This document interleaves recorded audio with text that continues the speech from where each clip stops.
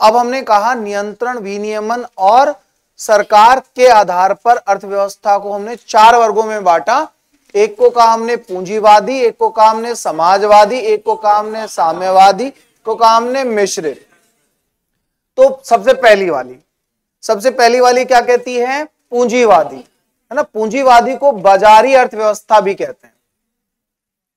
पूंजीवादी कह लें या बाजार अर्थव्यवस्था कह लें, उसे मार्केट इकोनॉमी या कैपिटलिज्म इकोनॉमी दोनों कह सकते हैं हम।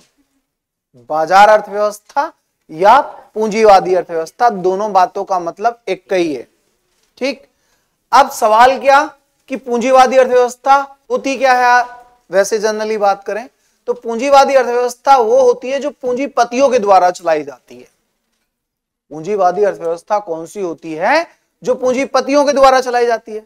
अब ये पूंजीपति कौन है ना? तो जो पति है वो पति कौन है? मुखिया है, प्रधान है, जो सारे क्या लेगा? फैसले लेगा। शायद उसी को ही पुरुष प्रधानता कहा गया है। समझ में आई यहां तक बात?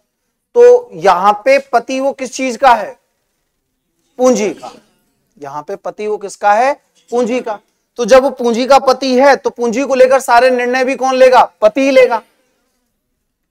समझ में आ रही है बात हम क्या कह रहे हैं? कि पूंजीवादी अर्थव्यवस्था उसे कहते हैं जो पूंजीपतियों द्वारा चलाई जाती है।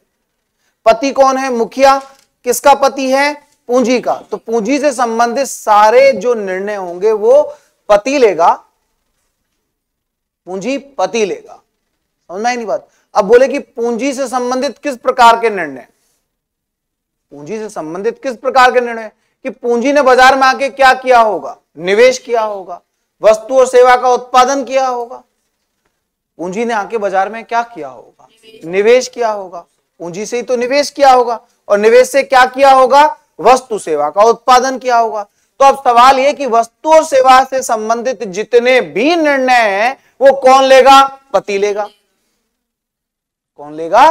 पति लेगा। कि कब, क्यों, कहां, कैसे, किसके लिए, किस कीमत पर, किस तरह से वस्तु और सेवा का उत्पादन किया जाएगा देश के अंदर, ये अंतिम निर्णय पूंजीपति का ही होगा, जिसमें सरकार की कोई भी दूर तलक भागीदारी नहीं होगी, सरकार का कोई हस्तक्षेप नहीं होगा।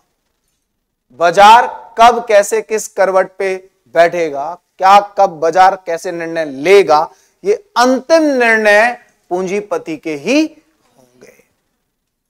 अब पूंजीपति को अगर हम एक श्रेणी में रखना चाहें तो उसे हम कह सकते हैं निजीकरण, प्राइवेटाइजेशन।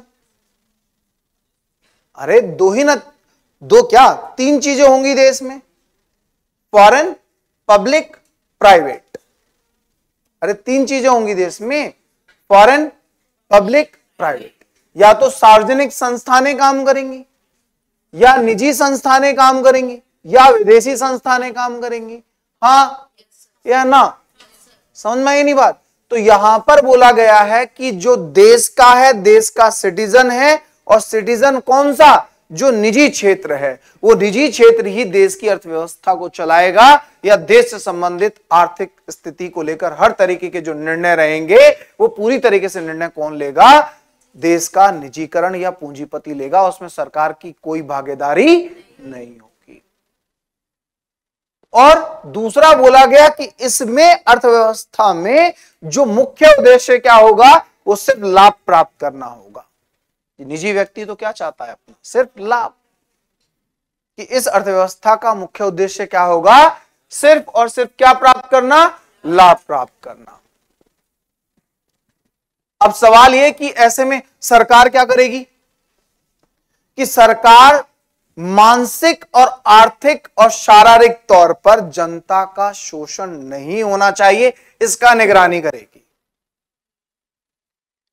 कंट्री में जो ज्यूरी सिस्टम है, न्याय व्यवस्था जो है, वो सारी जिम्मेदारी किसकी होगी? सरकार की। और राष्ट्रीय सुरक्षा का प्रबंधन करना भी जिम्मेदारी किसकी होगी? सरकार की। बाजार की आर्थिक गतिविधियों से सरकार का कोई संबंध नहीं होगा। बाजार में वस्तुओं सेवाओं का जो मूल्य निर्धारण होगा वो मांग आपूर्ति के आधार पर होगा।